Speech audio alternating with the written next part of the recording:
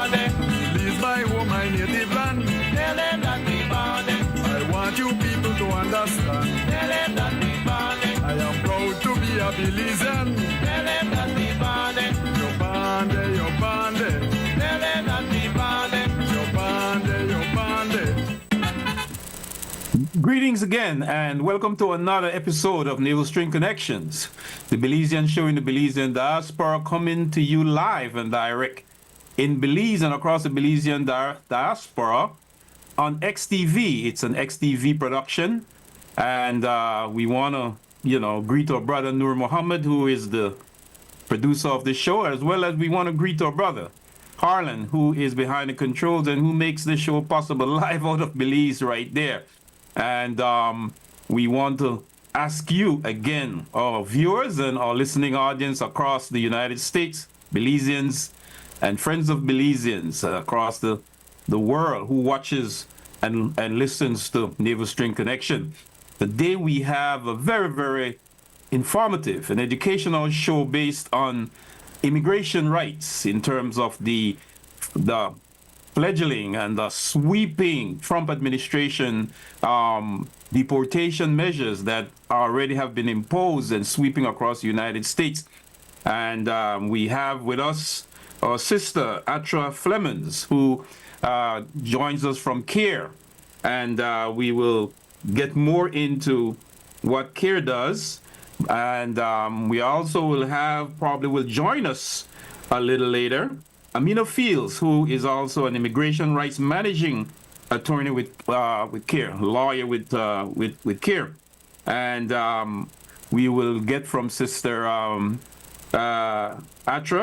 Atra Clemens more about what she does, but we are addressing this very, very, very critical issue of Black immigration. I know we have Latino immigration, which is one of the largest immigrant groups in the United States, but we also left out sometimes Black immigrants. Today we want to emphasize a lot on Black immigration, and Sister Atra Clemens will definitely give us that perspective with her work with CARE. And again, we want to say thank you for watching and for joining us today. And I want to take you directly to our co-host and host, ARIA LIGHTFOOT, who will introduce our guests a little bit more better and gets the show started off. ARIA? Good night, listeners and viewers. Thank you for joining us. Just to add a little bit of info, CARE stands for the Council on American Islamic Relations. Our guest tonight is an advocate, and I'll just read just a little bit about her information, which of course she can provide herself. She's actually right here. But our guest tonight, Atra is she is a community organizer for the Council on American Islamic Relations, and her primary role is building community, fostering connections, and with the culturally diverse Black community, and it is diverse. I know a lot of people may not realize when you think about Latin America, people don't realize that the majority of Black people come from Latin America. Especially when you think about Brazil, Colombia, even Mexico has about 1.2 million Black citizens. And these are the things that a lot of people may not realize. But it is something that we have to be vigilant about. Belizean community, we have a large Black Belizean community, the Creole and the Garifuna, that are in the United States. And because of systemic racism and other issues, sometimes the added factor of being immigrant could be a target for people. And what I've noticed is that because the climate of immigration have shifted, the fear is real. A lot of people are sharing, and from what I've noticed, they're sharing a lot of wrong information sometimes that adds to the fear. And I think when people are fearful, they make irrational decisions. And that's why I'm always an advocate for good information from people who are in the community and know exactly what's going on. So with that being said, welcome, Atra. Could you just introduce yourself? Brother Bilal, thank you guys so much for inviting me. Again, my name is Atra Flemings, and I am a community organizer for Los Angeles, for CARE office. And then our region in Southern California goes from, let's say, Bakersfield to near Santa Barbara to San Diego, all the way to San Bernardino County. So we cover a large area here in Los Angeles. But my main focus is usually right here in Los Angeles. So thank you for joining us. My first thing is that the conversation has changed around immigration. And not only that, it's actually a very supported initiative. A lot of Americans actually support this mass deportation philosophy. What are some of your biggest concerns as a community organizers? Like, what are some of the heightened fears that you're encountering in the immigration or the immigrant community?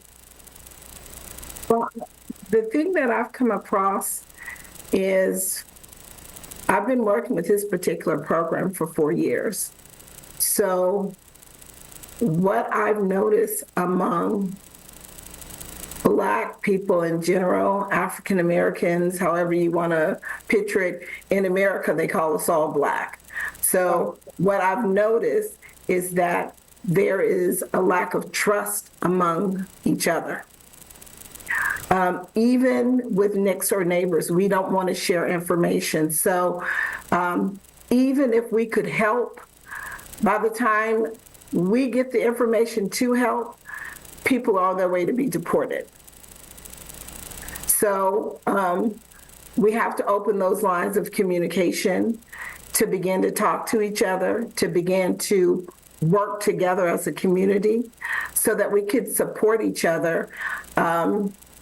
And again, to build community, but we can't do that if we don't have the trust. So you're facing the lack of communication, which is major because there really is a lot of information that are out there. Some of it is fear mongering. How are you guys addressing this legally and through advocacy that you do? How are you guys trying to change that fear or increase the ability for everyone to communicate? Well, one of the things that, again, the fear is there. We have begun to do more emergency preparedness presentations focused on knowing your rights when it comes to being stopped and harassed and detained by ICE or other law enforcement officers. So that is a big help because I think if you know what your rights are, you know how to proceed forward. And you feel a lot more confident when you know what those rights are. We're now joined by Amina. She signed in. Welcome, Amina. Thank you so much for your time. I know you're very busy and this was kind of short notice. I'll just introduce you a little bit. Amina is an immigrants' rights managing attorney at CARE LA. And she came to America herself as an immigrant. And Amina, could you just tell us a little bit about yourself? Introduce yourself and tell us what you do at CARE. Okay. Hi. Good afternoon, everyone. My name is Amina Fales. I am an managing attorney at CARE for the Greater Los Angeles office. We're located in Anaheim. and the office that I work for provides free immigration services to low-income families and individuals. I've been with CARE since 2018, so a little bit. And as ARIA said, I came to the U.S. As an immigrant or as a derivative of a refugee. My dad came as a refugee from Vietnam in the 80s, and I followed him soon after. We were one of the boat peoples where we left Vietnam on a boat and went to a refugee camp in Thailand, and then eventually got resettled to California and started a new life, and with the support of our community and nonprofit organizations. And then I'm kind of like making a full circle in my life and in the position to help people that are seeking a new life in America. And quickly, because I just want to quickly ask you, like, how do you feel about the changing immigration climate when you're talking to your clients or people who are reaching out to you? What are some of the fears that they have expressed to you? They are scared that the changes may impact their case. In some situation, it does. In others, it doesn't. But they're still scared. They're scared that they're at risk of getting detained. And so there's overall a lot of anxiety and unknowns about how that would impact their case.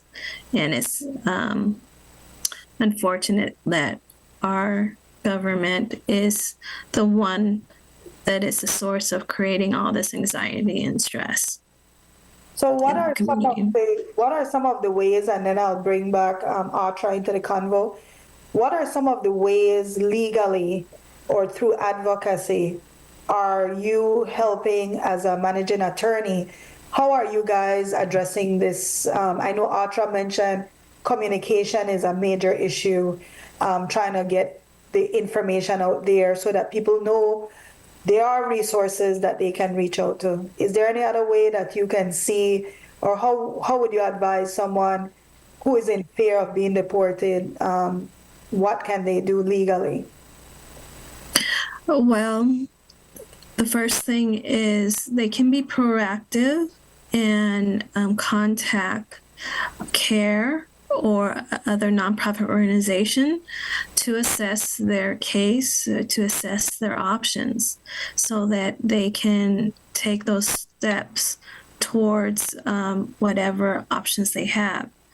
In some cases, they don't have any option, and just knowing that they don't have any option is important information so that they don't get scammed by other people that may take advantage of their fear and say that they can do something with their case and have them pay a lot of money and then nothing happens with their case.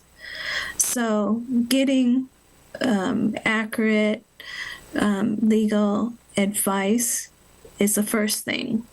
And once they determine their options, they can also put in place some steps that they can do if they are in an emergency situation where they are detained or their family members are detained. So for example, creating a family plan, like let's say the head of household is undocumented and they have children and they're supporting their children. So now they need to put a plan in place where who will take care of their children if they're detained. In addition, gathering their documents is part of the family planning, because those documents will be needed for their attorney to help them get out of the detention center to prepare for a bond hearing, and also knowing what documents they should keep with them to prevent them from being detained or being placed in expedited removal. Because there's one executive order where if you can't demonstrate that you've been in the U.S. for longer than 2 years, they can put you in expedited removal where you won't have the due process rights to seek relief. And expedited removal is what it sounds like. They're going to deport you really quickly. But if you have if you're prepared and have those documents in place, such as marriage certificates, birth certificates of your children, and other documents to show that you've been here for longer than that, then you may be detained, but you won't be deported as soon. Oh. And have all your numbers with you so that you can call whoever it is that knows what to do next. Either call your attorney or call your family who has all those contacts that they need to call to get the ball rolling. Thank you. Atra, could you give us some real life consequences that you guys have encountered since, it's literally only been 3 weeks. It feels like it's been 5 years already, but there's a lot changing and happening almost daily. Could you give us some real life consequences within the Muslim, Black communities, refugees that are seeking help? What have you seen? Again, like everyone else, I've seen the same fear. We've had calls from schools, churches, from masjids. The people are on edge. And again, they just want to be comforted. They want to know what should they put in place to prepare if anything happens. And what part of what they're hearing is true and what part is false. You have been on the forefront of working along with Black immigrant communities as well as Black American communities in the protection of their rights in the United States. Talk about, Sister Atra, about the services that you all provide to protect, that you have worked with in the past, protect Black immigrants from deportation, and act from incarceration, because that's one of the areas that you have worked with tremendously, helping, working with people to help them from being detained and being incarcerated in the prison system. Talk about your work there, specifically around Black immigration prior to the Trump administration immigration measures, and then also extend that into what is happening now. Well, again, my work as a community organizer focuses on education and outreach. So I try to reach out to the community, listen to what their needs are, and then try to connect them with the resources that meet those needs. When it comes to Black immigrants, especially in California and Los Angeles, what we know, according to a report that Baji put out, I believe 4 years ago, that report said that Black immigrants represent less than 6% of the immigrant population here in Los Angeles.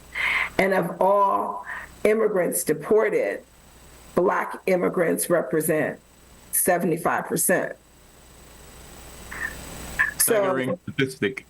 Yeah, so those numbers were like staggering to me. I'm like, we're such a small community. What is happening that we are being deported and we're not hearing about it and we're not seeing it? So that was my biggest concern. So as I go out there talking to the community members, again, I'm listening to what their concerns are, but a lot of them have not mentioned that has been an issue. Now we know it's a fact because it's already written and documented, but we're still not having those conversations. But again, as a community organizer, I'm trying to get that information to them and to receive and take back what I can so that we can find resources and solutions to whatever our problems are that we're facing. And one of those black immigrant communities is the Belizean community, which, according to the mayor of Los Angeles, who I had met when she was a congresswoman, she had stated to me that the Belizeans are the largest black immigrant group, then followed by the Nigerians and Ethiopians. And I know that you have had some inroads into the Belizean community with your work. Myself have connected with you in terms of hopefully one day soon setting up some clinics in the Belizean community to help to address this issue of immigration. But talk about the Belizean community, if you may, and Sister Atra, if you may help address their plight as a black immigrant and ways in which they can immediate things that they can prepare for and do to help themselves around this whole sweeping immigration deportation measures that is presently going on by ICE. What I can say is, if you are out there and you need resources, you need to call us and then connect with us so that someone in our office can hear your story, see where you're at, and then see how we can assist you.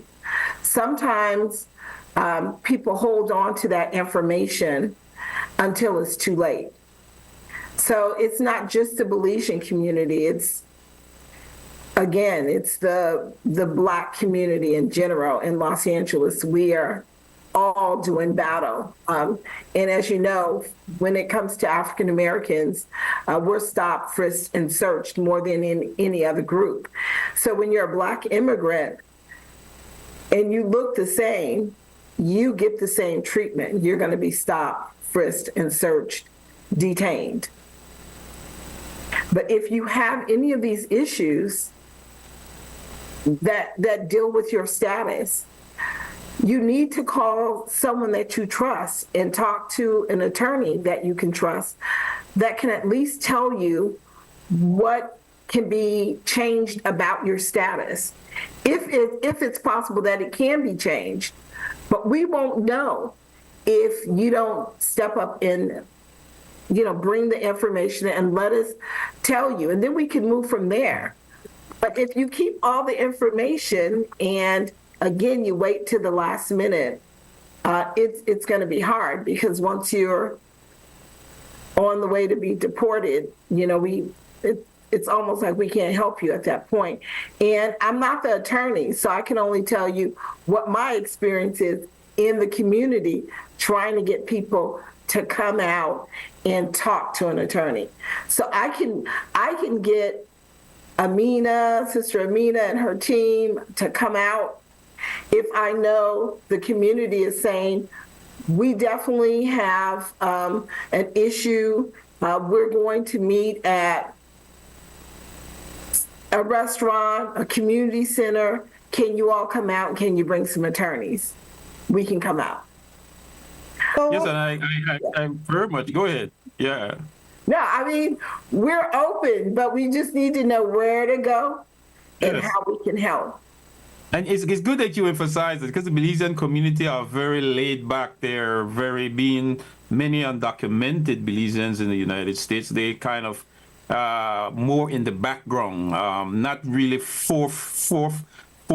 They are not really aggressive enough to, in issues and crises like this, to come forward. As you are saying, you can't do anything unless people are coming forward and giving that information, and that's how CARE can help. But I want to go to Sister Amina, being that, as you mentioned, you work together, you and Sister Amina work together. Amina Fields worked together as an attorney and a lawyer. And I remember Sunday I attended the clinic and was chatting with Sister Amina. So Amina, if you're hearing me, I think she has her. You're hearing me? Address, if you may, how, if someone comes forward to you, an undocumented immigrant, what are some of the things that you would say or address them legally that they should immediately do? They come, as I've seen couple people ask you questions, and you had your desk there and you were able to address the certain situations with certain immigrants from the Muslim community. Talk about how that procedure, the process goes in terms of a person comes to you, an undocumented immigrant in this time. What are some of the things that you would how would you address the situation in terms of what do you tell them and how the situation unfolds? So we do a full assessment of what they're eligible for. When they come to us, they could have specific questions, so we try to answer that question. But if they are just coming to us and saying, I want to know what my options are because I'm out of status or undocumented, then we go through the whole spectrum of possibilities by asking them certain questions that will trigger whether they would be eligible for certain relief. It's all on a case-by-case basis, and it all depends. What they are eligible for is dependent on when they came to the U.S., why they left their home country, whether they stayed in other countries before they came to the U.S., and whether those conditions are still present in their country now that they're in the U.S., and whether those reasons meet the requirements for the benefits such as asylum. And then we also assess other options too, such as if they're a country that has been designated, if they're from a country that has been designated temporary protective status, we assess whether they meet the requirements for that country, for that designation. We assess whether they've been a victim of any serious crimes, because that would then lead us to assessing whether they could apply for U visa, whether victim of domestic violence and the status of the abuser, they could be eligible for VAWA, or whether they are minors and been abandoned by their parents. That could be, they could be eligible then for a special immigrant visa. So there is a broad, so the consultation could take 30 minutes or an hour and 30 minutes, depending on the information and the situation of that individual. And once we get all the information, we let them know, we think that you are eligible for this, or we think that you're not eligible for this or for this. And so at the end of it, if they're not eligible for anything, then we tell them, this is how you can, what you should do to at least be safe from being placed at risk of being detained, and this is what you should do before you are detained so that you have someone that can act on your behalf to help you with your case. Even in some situation, if there's nothing that they can do and they're detained, then they just need help navigating through that system. And I remember being in the looking at the slide presentation that was made by Baji, I think, and there was certain things there are things that the undocumented immigrant should do if ICE comes to their homes, or if the police has stopped them, or some form of immigration. it was so detailed. But what would you say are some of the basic things, Sister Amina, that people that they should have, they should do, knowing their rights? That what are the basic rights that they have, right? That is involved with all this. There's a lot. And, throwing a lot of information at people sometimes, the literacy rate of a lot of people, undocumented people, they can't really siphon through or filter all that information. But can you share with our viewers and our listening audience, maybe the 5 basic things that they should know if ICE approaches them? Okay. So if ICE approaches them, they should remain calm. And depending where they are at, they have different levels of rights. If they are at their home, they should not open the door.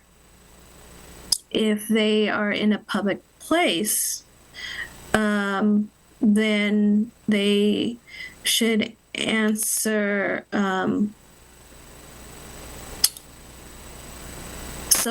So let's just first go with if they are at home. Sometimes ICE officers may disguise themselves in different type of clothing. They may dress in civilian clothing, or they may dress in clothing that make them look like they are police officers and not ICE officers. Regardless of who they are or what they look like, you should treat them all the same and be very careful in not granting them access, because you're not required to grant them access to your home unless they have a lawful judicial warrant. So first thing is, at your home, don't open the door. Second, you ask them to identify themselves, and you ask them if they have a warrant. And then you ask them to put the warrant against the window or put it under the door, and so that you can review it to make sure that it's valid. The warrant has to have the person's name that they're looking for, the right date of birth, the right address, and it has to be signed by a judge. If one of these things are missing, the warrant is invalid, which means that you don't have to consent or open the door to let them in.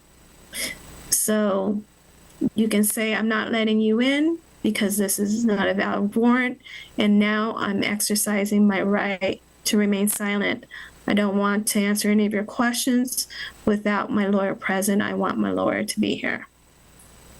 And so the second advice is review and make sure that they have a valid warrant.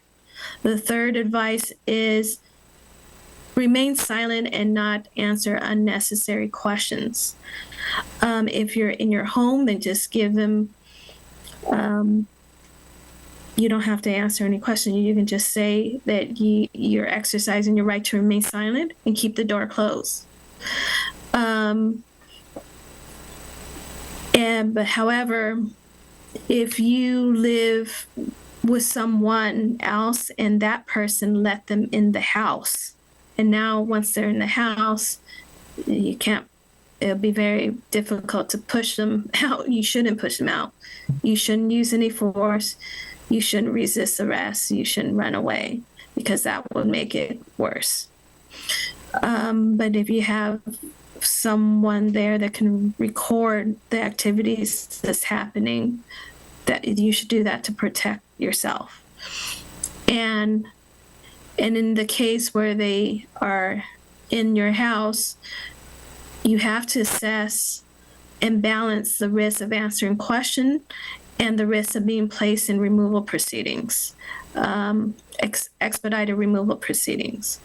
So if you have proof that you've been here for longer than 2 years, you should explain that to them, that I have been here for longer than 2 years.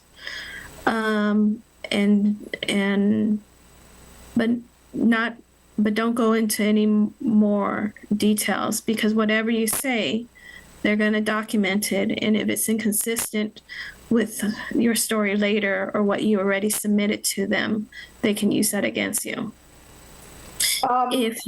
If you're like in your car, you can, your rights is similar. In that you stop, you provide your driver's license, and you can exercise your right to remain silent, but you have to balance that with also trying to provide information so that you don't get placed in expedited removal proceedings. Now, in the workplace and in the place of worship, like the masjid or in schools, those are areas where there is public access, but then those areas also have restricted access. And so if they come there and they are trying to find somebody, you don't have to cooperate with them if they don't have a valid warrant. So you're not forced to consent to allow them to go into a restricted place, like for employees, or restricted place where students and teachers are. You should say that I'm not consenting for you to access these areas that are restricted from the public, and that you should direct them to the boss, the employer, the principal, the dean on campus for any access they want to get to you, but that you don't have to help. But the one thing is, you can't obstruct their activities if they're in a public place, but you also know that you're not obligated to help. One of the things, when you are approached, and I just want to make it clear, you are supposed to provide at least your name, right? But you cannot lie. I think it's very important that people understand you don't lie about who you are, because it can hurt you later on. Yeah, definitely. I don't recommend lying. So if you don't have information to provide them that will help you get out of being detained, then just exercise your right to remain silent. Right. One of the things you mentioned about schools and college campuses, in those environments, you're dealing with a lot of minors, right?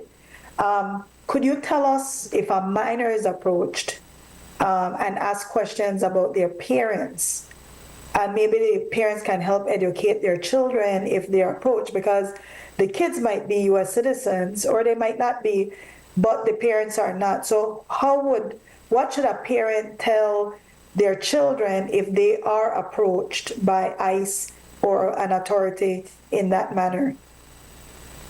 I would just tell, and I haven't heard of situation where ICE is talking to minors. Okay. But if they're somehow do talk to minors, then the minors can exercise the right to remain silent and just say, I don't want, I wanted my parents here. I don't want to answer any questions, and just ask for their parents, and just say, I don't feel comfortable in answering any of these questions. I want my parents here. The situations where I heard that they talk to children is when it was one incident in Florida where they went to the school and their faculty brought the students to the ICE came to the school, and the faculty or the principal took the students out, and ICE talked to the students individually and asked them where they were born, where their parents were born. And then they sent a message to the parents to come to school. And in those situations, the students should say that they don't want to answer any questions. They don't feel comfortable answering any questions without their parents. But they're young kids, so it's kind of a very difficult topic to talk to young kids like that. I don't foresee that would be a risk in California where schools will cooperate like that, but we're talking about Florida. And they have a different type of governor. Yeah. you know. I live in Florida now for 23 years, and Florida used to have a lot of protection for migrant workers and for immigrants, but that has shifted recently, and so this is extremely important information. I do want to go back to ARTRA a little bit, because we talk about the communities not speaking about this issue. And I'm from Belize, and immigration status is treated with a level of shame. Even deportation, they treat it almost like you're criminals. So there's a lot of people who are ashamed to talk about their immigration status. They feel like if they share it with people, they might use it against them. And so some people are able to assimilate better than others, so they don't want people to know about their immigration status. I have a cousin on DACA in California, and she's an advocate within the Black students DACA community. And she tells the story about when she started to advocate. Our family said, put your head down, be quiet, don't bring any attention to yourself. And so that becomes the narrative that immigrant communities are told, because it's treated with shame. It's treated almost like you're a criminal, you know? How do you overcome that? Because I think we're in an era now that we got to walk out that shame, and we got to kind of protect ourselves, our communities that may be facing this type of, it could be turned into harassment. And I think that's what people are afraid of, to be harassed or to be constantly threatened because people are aware of their immigration status. So how would you discuss that with people to kind of bring them out of the shadows so that they know what their rights are? Personally, you know, to me, it sounds like all of it is trauma. You know, our people have been traumatized. And it's not just the Belizean community. My late husband was from Ghana. And it was a big shame for Ghanaians to be deported and sit back home. It's like, for them, it was like a sign of failure. Like you left home, you went all the way to America, and what did you do? That you had to be deported. So that shame came with it. When I go out in the community, I can't do anything to change the shame that community members might feel. I really can't. I can share my story as someone who had an incarcerated loved one. I had a son who had been incarcerated, and of course, we fought and fought, and years later, he was exonerated of all charges. But I didn't realize that during those 19 years that he was incarcerated, that I was traumatized. I was traumatized the whole 19 years. It wasn't anything that I wanted to talk about with anybody. So when you are here, I have a friend who is Belizean, who has been in the state since she was 2. And she didn't find out until she graduated from high school and went to apply for college that they said, well, you're undocumented. She's like, what do you mean? I'm an American. She didn't even know, and then once that happens, there's that confusion again. So during that time, she could have qualified, and a lot of Black immigrants that were here in Los Angeles could have qualified for DACA, but many were told that DACA wasn't for us. So it's that misinformation again. If you're not clear about something and you don't know what resources that are available to you, you have to ask. Because there could be a simple solution to your problem if you just brought your case and talked about it. So I'm constantly telling people, don't you judge what your situation is because of a conversation you had with your neighbor. Go and talk to an attorney and find out everything, and then you can make an educated decision about your own personal case. But talk to an attorney. Those are the people that can answer your questions. I can't. So, Amina, going back to the legal aspect, because I saw a very prominent pastor in Belize post this, she shared a joke. It was a comedian that was making fun of immigrants in a way that he was kind of highlighting the ultra sensitivity around it, where he was saying that he was kidnapping DoorDash people, and he has them locked in his room because ICE is paying $750 for every immigrant that you catch. I got that it was humor, but it was shared and viewed, and it was actually reshared with a very prominent influencer. And so to me, that added a significant fear that people think that the average person can walk up to you, lock you up, and wait for ICE to come pick you up. And I just want you to kind of address that because that comes from a lot of misinformation. And I really think that even people who think they can do it, so that they're aware what people's rights are. Could you just talk a little bit on this rumor that ICE was paying $750, one, and whether or not an average citizen can just come and kidnap you and put you in their spare room? Because I think it has to be discussed.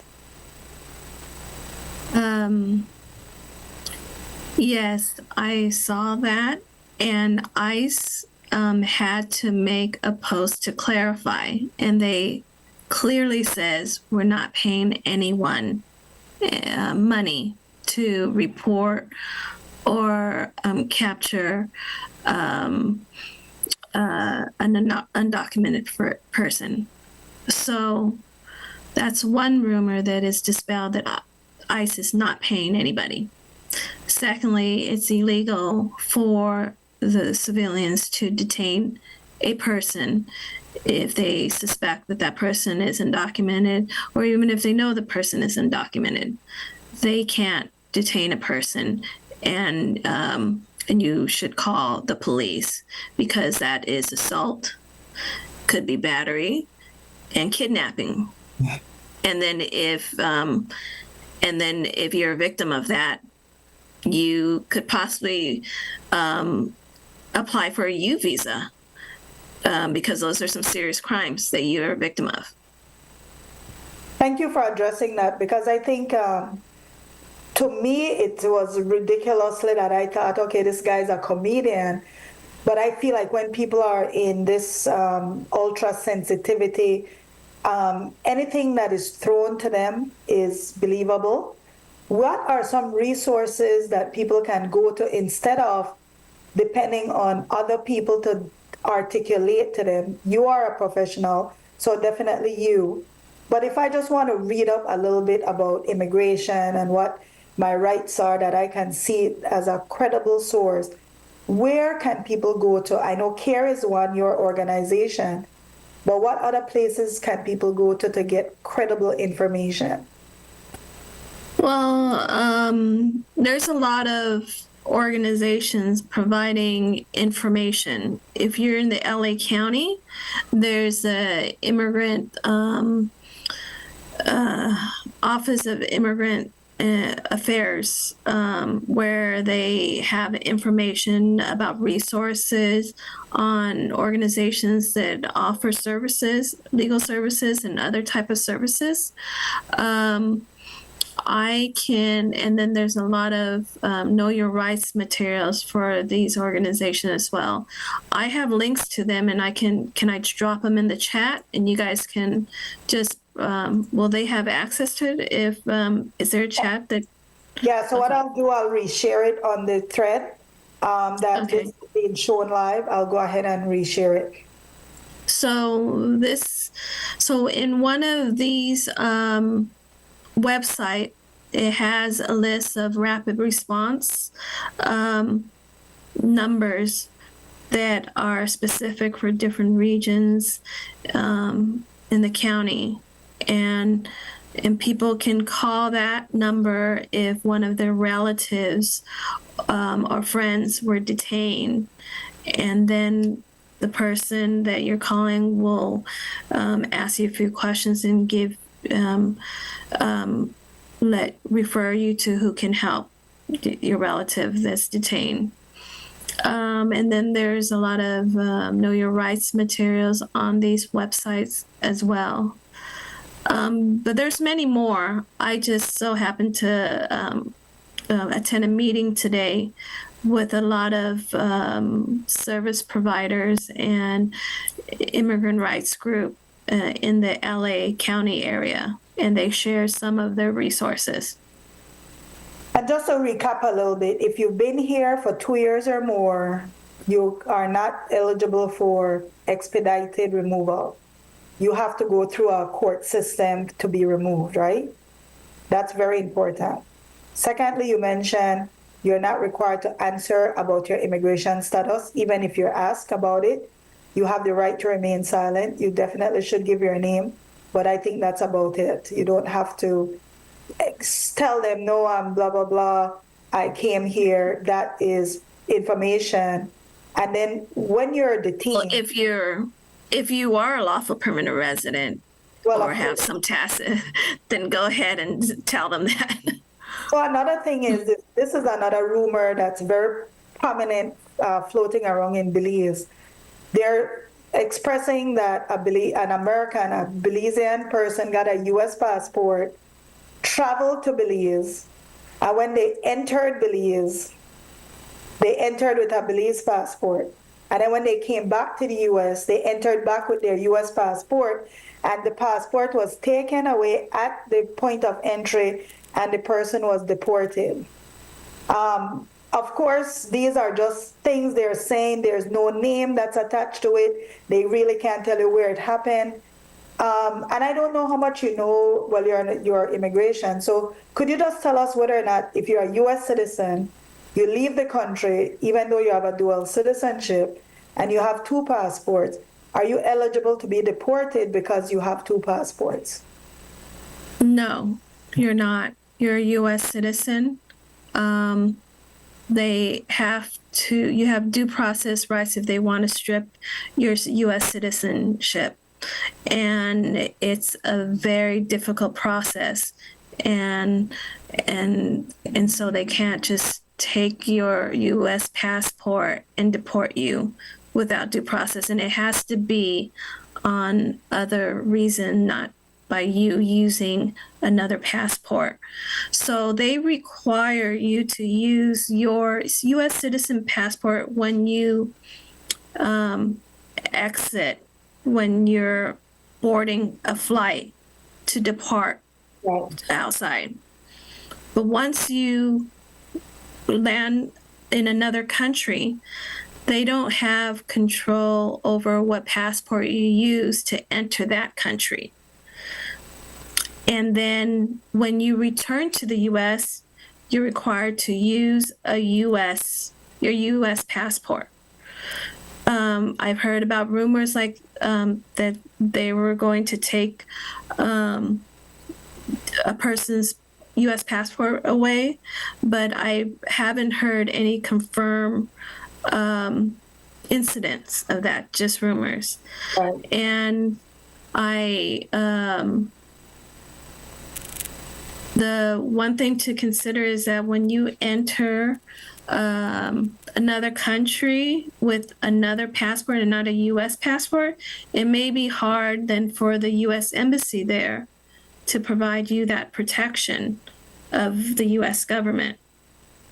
That's kind of outside my scope of expertise.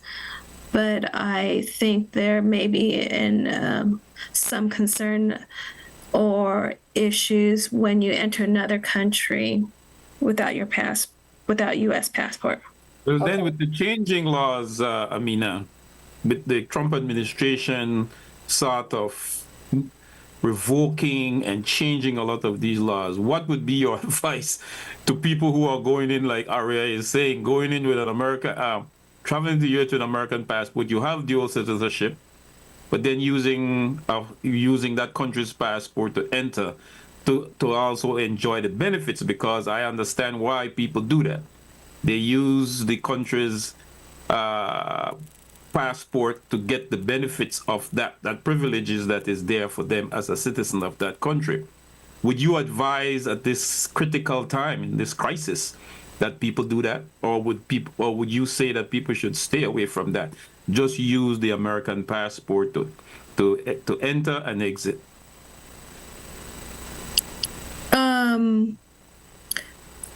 I advise that when they leave the U.S., they have to use their U.S. passport. And when they enter the U.S., they have to use their U.S. passport. I can advise on the benefits of using a different passport when they're entering another country, because I don't know the benefits and the disadvantage, because each country probably has different conditions. Honestly, Bilal, just to jump on that, I honestly don't see why they need to use a Belize passport to enter Belize when they don't have visa requirements for Americans.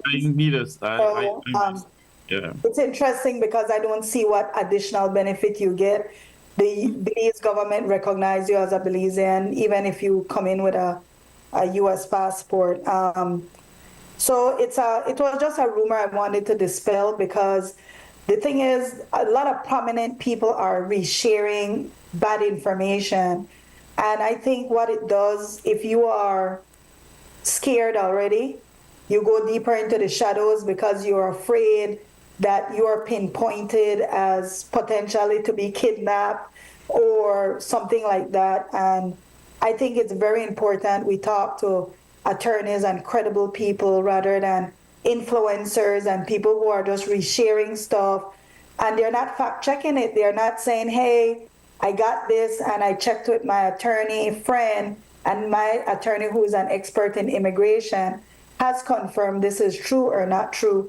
I think people really need to be vigilant about the laws, their constitution. This is a good time to pull it up and start reading. Amina and Artrife, I wanted to become more involved as an ally to the immigrant community and with CARE. How can people get involved if people want to be allies or people want to help get the information out there? Could you tell us where we should go, how we can get this information to different communities?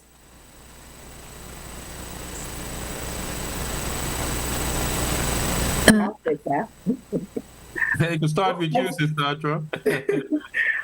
What I'll say is that under this particular grant, which is the Black Immigrants and Racial Equity Program, BIAR program, we've been working this program for 4 years. It is supposed to end this year. If our community wants to keep programs like this that they can benefit from, we need them to advocate to keep these kind of programs. But if we're not going to use the resources, we will probably end up losing these type of programs. You mentioned earlier in the program how we have a lot of Black immigrants that come from Latin countries. But when it comes to immigration, we see huge Latin communities that are supporting the organizations that are providing these services.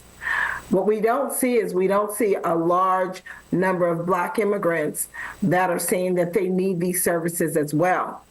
And they do need the services, but you have to use the services and then you have to fight to keep the services.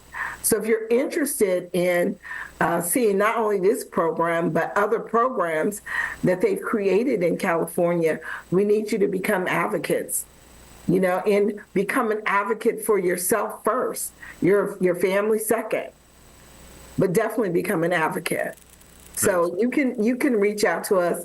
Our number, Brother Bilal has it. If you'd like to fight and help us keep these programs going in California, we would love to see more Black folks participate. And of course, I want to just add that we are about to organize a clinic in the Belizean community, hopefully very soon. And both Sister Atra and Sister Amina have confirmed 2 dates that we can use, ARIA, March 1st and the 8th. So we are looking forward to, as Sister Atra is saying, take advantage of these resources, because that's the statistics. Latino immigrants are very proactive. They take advantage of the resources and the services that are available to them, but the Black immigrant community, I don't understand what is the problem, are not as aggressive in going after these services. And we have organizations like CARE who are coming and begging, come to us. I mean, and how do we change that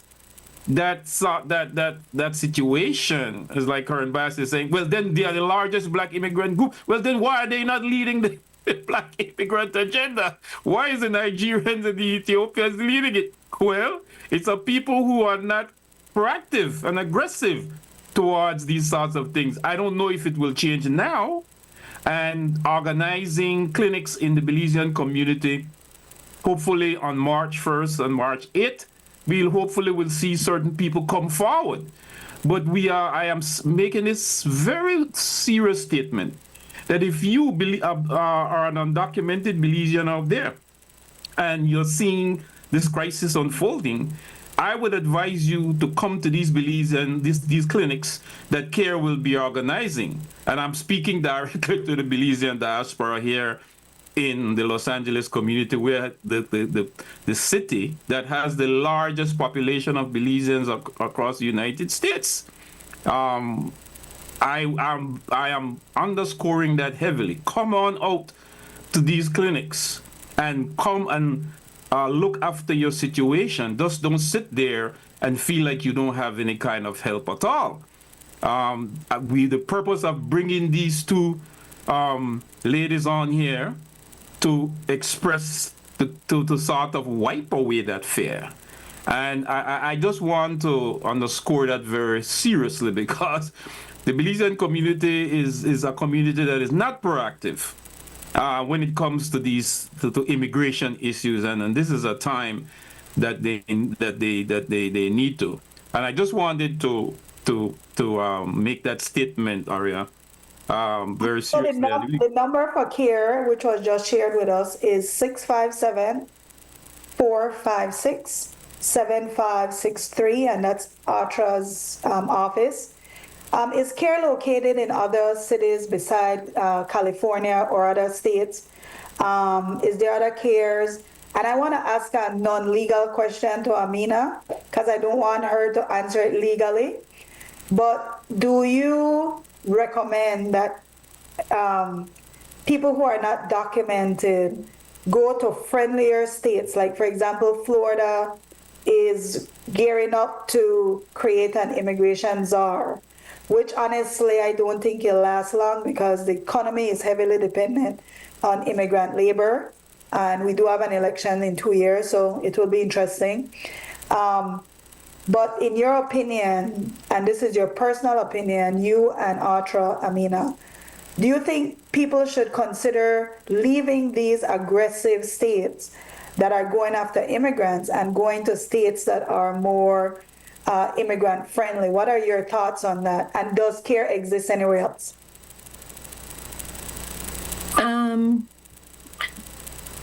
CARE does exist in other states, not all states. Our headquarters is in Washington, D.C., but not every state has an immigration department, or not every CARE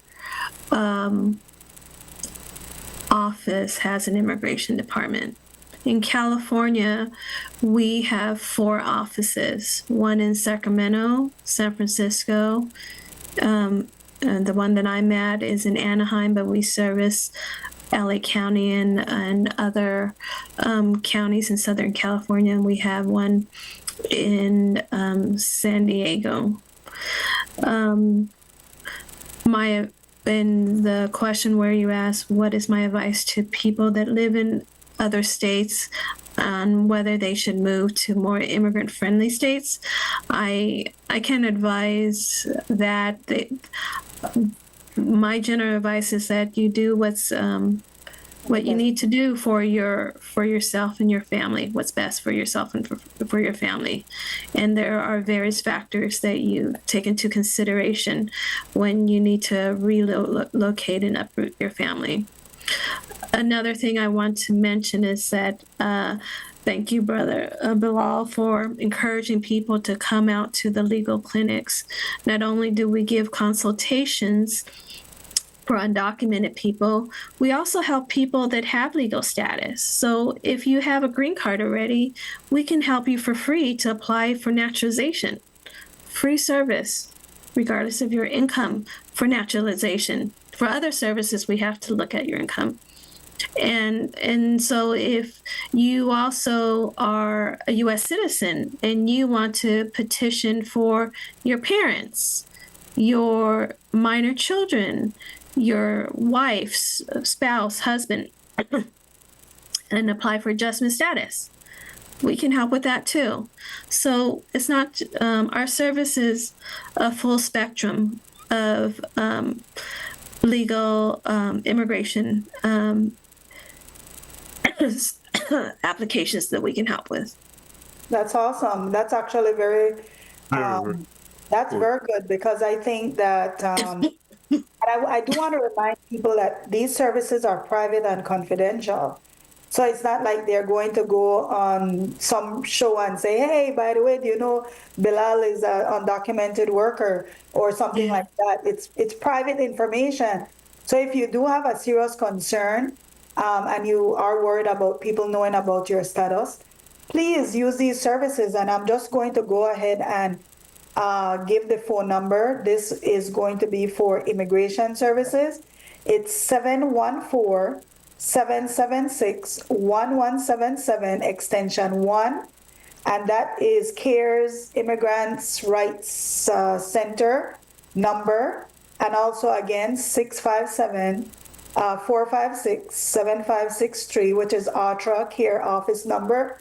And do you guys go, like, do you do it virtually also? For example, I might want a presentation to a student group or maybe the Belize associations, is it something that you could also arrange virtually so that people could access it even if they're not in California, because at the end of the day, it's immigration, which is federal, right? So any ideas on that?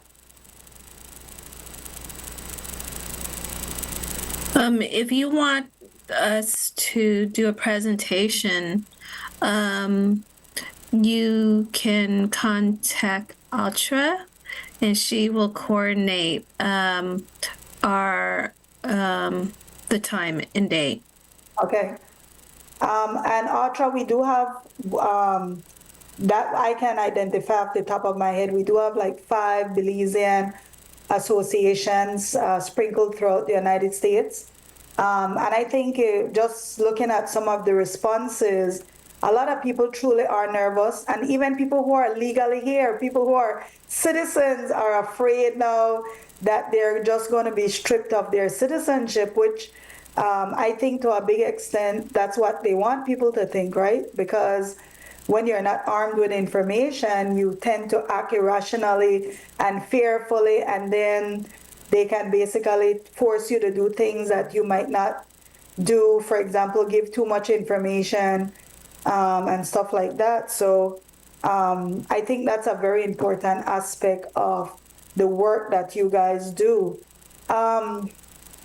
Since all this has happened, did you see like an increase? We did see deportations, but these are people that are already on removal orders, right? Because I think the fear also is that ICE is literally just picking people off the streets and then deporting them. So could you tell us a little bit about what is actually happening right now so that people have a better idea about the process that it takes to be deported? Well, the new administration has implemented, I think, quotas based on a report, I think I've seen by the Washington Post, where the president is unhappy with the numbers that that have been reported on the people they detain or deported. And so he's putting more pressure on ICE, on DHS to detain more people, to deport more people. And the people that are at higher risk for being detained are those that are out of status, undocumented, that have a criminal history, a conviction of a serious crime. Another category that's at high risk is for those that have prior removal orders, but they didn't execute the deportation yet. And then there's and then they go down the list. So people that are undocumented and that have been in the U.S. for less than 2 years, they could be also at risk too. Sometimes when they're looking for one person, and they may sweep and take everyone around them that they think is undocumented and verify that and deport him. They are making agreements with certain countries to receive the people that are being deported. So before, some people didn't get deported because their countries wouldn't agree to receive them. Their country would make it difficult and not provide documents to deport them.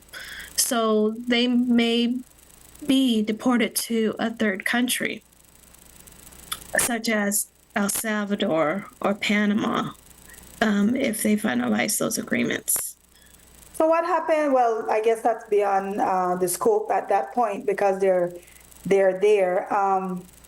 What happens if ICE detains a U.S. citizen or a legal green card holder mistakenly? I've heard people say, don't reach out to an immigration attorney, go get your civil rights attorney. What are your thoughts on that? Well, yeah, sure. The proof is that you don't need an immigration attorney because you just have to show proof of your citizenship, and then they need to release you. They don't have authorization to detain a U.S. citizen. Now, if you're a lawful permanent resident, they're detaining you. You have to see what the notice to, what are they charging you with? Are they saying that you violated something that that makes you deportable? So you would first, you should contact a civil rights attorney to see if the circumstances where you were detained was discriminatory and violated any of your civil rights. And just to give you some also I don't have numbers, but I reviewed some information that documented ICE encounters during the Trump administration compared to other administration. And what they notice in comparing those numbers is that during the Trump administration, there was an increase in ICE encounters with U.S. citizens. So that what happened back then is somewhat gives us some expectation of what could happen in this term, is that citizens can encounter ICE and mistakenly get detained and deported, and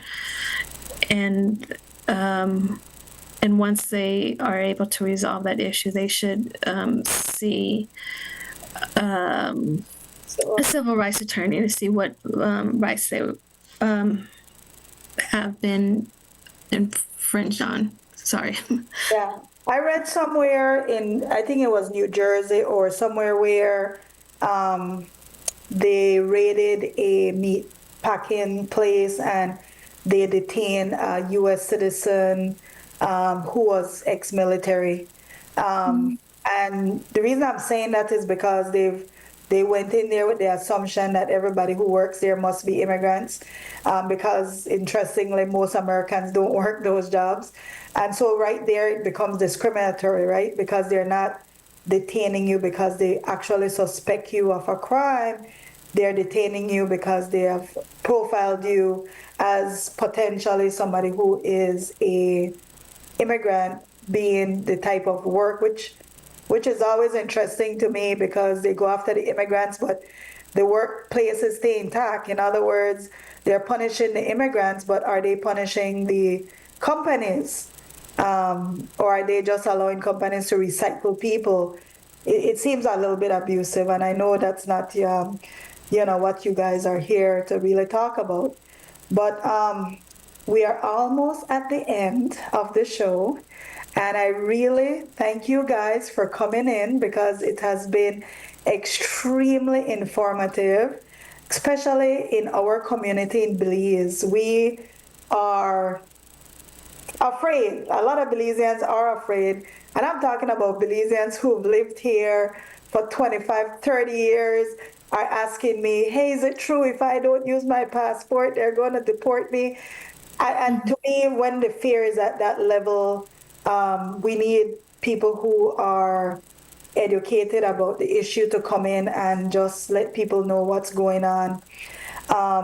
With that being said, thank you for taking your time out of your busy schedules to inform the Belizean community around this very important issue.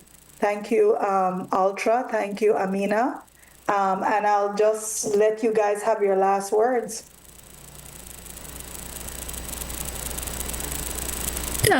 Well, thank you for having me. And I understand that it's a challenging time for everyone whether you are undocumented or whether you have status, you may have friends and family that are. And CARE is here to support you. So please reach out to us if you need help. Thank you. I will close with, I'm looking forward to seeing everyone March 1st or 8th. When Bilal lets us know which day that's going to be, we are going to be happy to come out and bring the community as many resources as we have. Thank you guys for providing this service. Thank you so much. I will go ahead and share your resources. And I'll also ask Harlan, who is our engineer, that when it re-airs, that he adds the information also to the video. So thank you so much, Bilal. Yes, again, we want to thank both Sister Atra and Sister Amina for coming in at such a short notice, right? It was like a last minute thing. Again, thank you, Sister Amina. You know, Sister Atra said, man, Bilal, I can't be on there for 1.5 hours.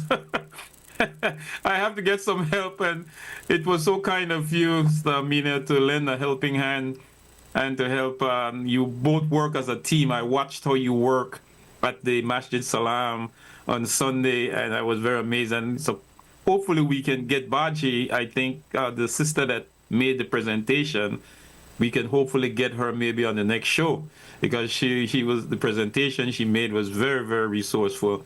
And I think information is the weapon right now against this. As Aria rightfully say, we are not armed with information. And thank you too for coming on, because you made our show today.